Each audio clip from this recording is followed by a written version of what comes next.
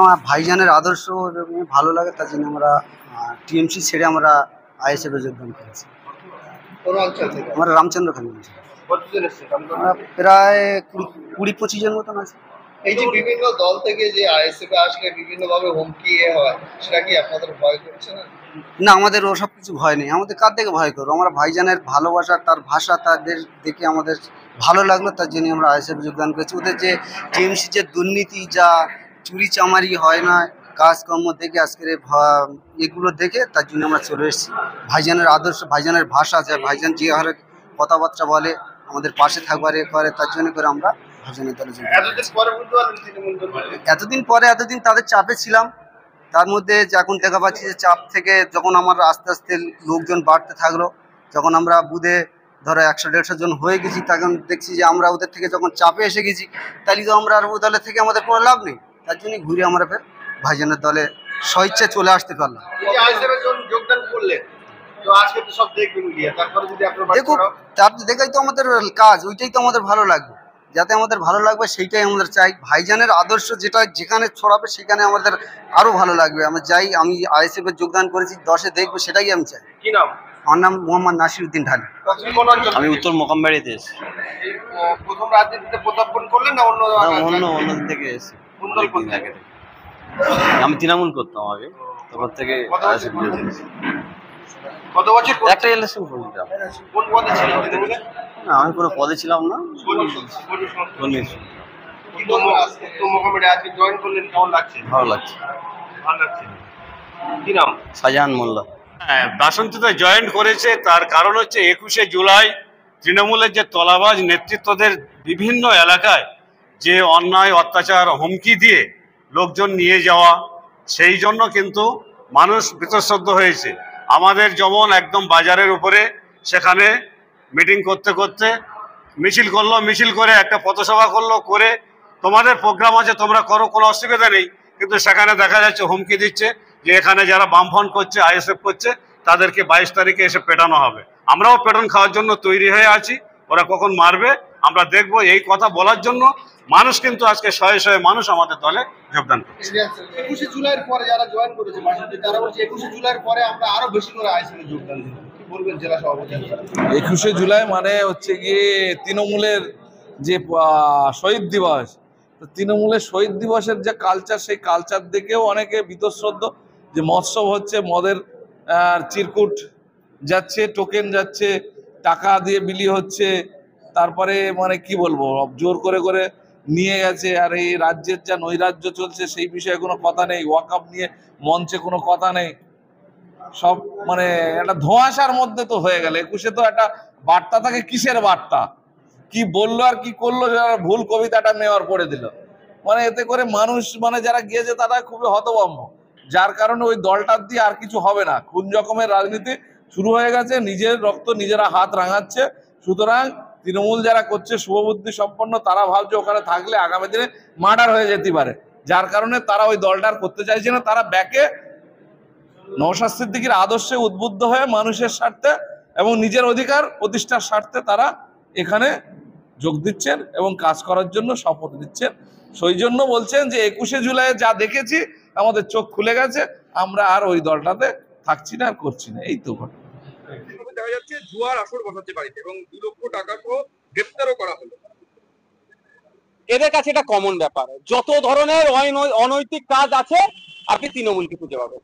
যেখানে দুর্নীতি, যেখানে অন্যায়, যেখানে অপসংস্কৃতি, সেখানে আপনি তৃণমূলের হাজির পাবেন। আপনি এখানে যারা আসছে, শহীদ স্মরণে আসছে, ডিজে লাগিয়ে হই হই করতে আসছে, এটা শহীদ স্মরণ। নতুন করে সংজ্ঞা এদের কাছ থেকে জানতে হবে, শহীদ স্মরণের সংজ্ঞা কি। শহীদ স্মরণে এসে পার্কে ঢুকে বা গাছের আড়ালে গিয়ে বাংলা থেকে শুরু করে বিভিন্ন মদ খেতে শুরু করে দিচ্ছে, এটা শহীদ স্মরণ? এদের কাছ থেকে এরা যেখানেই থাকবে সেখানেই দুর্নীতি হবে। তো এদেরকে রাজনৈতিক ভাবে যত তাড়াতাড়ি পশ্চিমবাংলা থেকে বিসর্জন দেওয়া যাবে, পশ্চিমবাংলার মানুষের তত ভালো হবে। 5-7টা যে বড় রাজ্য আছে সেটা দেখুন কোথায় আছে। শহরের এলাকার মানুষ যে খরচটা করছে, হাতে কম টাকা বলে কম খরচ করছে, গ্রামীণ এরিয়ার মানুষের হাতে কম টাকা বলে কম খরচ করছে। আর আপনি এটা চলে যান আমাদের একদম কাছে একটা ছোট্ট রাজ্য সিকিমে চলে যান, ওখানকার মানুষরা, গ্রামীণ এলাকার মানুষরা মাসের খরচ দেখুন, শহরের এলাকার মানুষের মাসিক খরচ দেখুন। যত বেশি খরচ করতে এই জন্যই পারছে তাদের হাতে বেশি টাকা আসছে বলে। আর আমাদের পশ্চিমবাংলা আমাদের দুর্ভাগ্য, আমরা গ্রামীণ মানুষ, সাধারণ মানুষ হোক আর শহরের সাধারণ মানুষ হোক, অর্থনৈতিকভাবে আমরা ভেঙে পড়ছি, ফলে আমরা বেশি খরচ করতে পারছি না। এগিয়ে বাংলা বললেও তৃণমূলের কিছু নেতা এগিয়ে গেছে অর্থনৈতিকভাবে অবৈধ পন্থা অবলম্বন করে, কিন্তু আমরা গ্রামীণ মানুষটা, আমাদের সাধারণ মানুষ, আমরা ক্রমশ পিছিয়ে যাচ্ছি। দিলীপ ঘোষ দেবকে বলছেন নিষ্কর্মা, আবার বলছেন ভালো ছেলে। তার বক্তব্য যে দেবকে ব্ল্যাকমেইলিং এর শিকার হতে হচ্ছে, তার কারণ ও যদি তৃণমূলের সঙ্গে না থাকে তাহলে ওকে সিনেমা করতে দেবে। আপনি কি তাই বিশ্বাস করেন দেব ভালো ছেলে আবার নিষ্কর্মা? দেখুন, আমি ওনার ব্যক্তিগত সার্টিফিকেট দেওয়ার জন্য পলিটিক্স আসিনি। এতটুকু বলবো, তিনি শাসকে আছেন, যে কমিটমেন্ট গুলো করেছিলেন করতে, বাস্তবায়ন করতে ব্যর্থ হয়েছে। আমরা বিরোধী, আমাদের কাজের ক্ষেত্রে আমাদের ডিস্টার্ব করা হয়, এমএলএ ল্যাডের টাকা খরচ করতে ঠিকঠাক দেয় না, সময় নষ্ট করে, আমাদের বিভিন্ন ভাবে আটকায়। কিন্তু বলেছিল 2024-এ 31শে ডিসেম্বরের আগে ঘাটাল মাস্টার প্ল্যান বাস্তবায়ন হবে। আর দেখুন, গতকালকের কথা বলছি, সেই ঘাটাল থেকে কিছু মানুষ এসেছে নৌকায় চড়ে, তাদেরকে যেখানে পানি বা বলুন জল নাই সেখান থেকে বাস ধরে আসতে হচ্ছে। ঘাটাল মাস্টার প্ল্যান এখন কোথায়, কোন তলনিতে আছে? কিন্তু দেববাবু ভোট আসলে অনেক গল্প শোনায়, এবারে ভোটে দাঁড়াবো না, এ করবো না, হ্যান করবো না, তার করবো না। শুধু মানুষের আবেগকে নিয়ে তিনি খেলা করেছেন। এর জবাব কিন্তু শুধু ঘাটালের মানুষ চাইবে না, রাজ্যের মানুষ আগামী দিনে দেববাবুর কাছ থেকে চাইবে গণতান্ত্রিক প্রক্রিয়া। অনুব্রত মণ্ডল এবং পরেশ পাল, তাদের কাউকে দেখা গেল না তৃণমূলের শহীদ সমাবেশে। পরেশ পালের এন্ট্রিও হলো না, তার আগের দিন অনুব্রত মণ্ডলকে সরিয়ে দেওয়া হয়েছিল।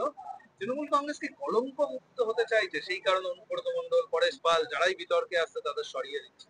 ঠিক কি কারণে তাদেরকে দেখতে পেলাম না, আমি অবশ্য দেখার চেষ্টাও করিনি কারা কারা স্টেজে আছেন, কোন সারিতে আছেন, চেয়ারে বসতে দিয়েছে না ভালো সিটে বসতে দিয়েছে, দেখার আমি চেষ্টাও করিনি আর করবো না।